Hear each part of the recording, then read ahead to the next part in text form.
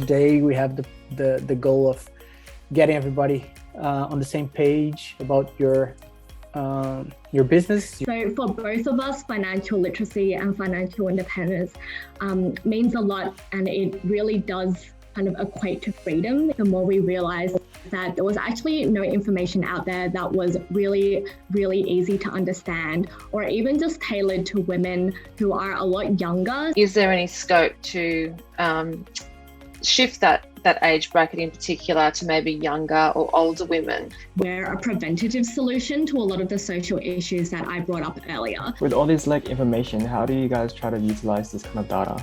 Previously, we wanted to use location data just so that we know where, in which cities we want to be holding our workshops. And I wondered if you had any other stories that really stood out for you in terms of people that have participated in your course. And she emailed back and she said that in that period of time, she was able to save $8,000.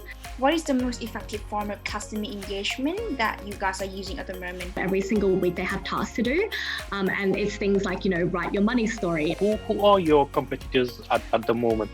Have started their own kind of platforms to provide financial kind of content and knowledge. What are the sort of the future goals for MoneyGirl? I would like it to serve more as an educational platform. What would you say is the problem that you would like us to solve the most? So even just the initial thinking around what the strategy is, what we're trying to achieve, and how we would actually design it coming from that would be incredible.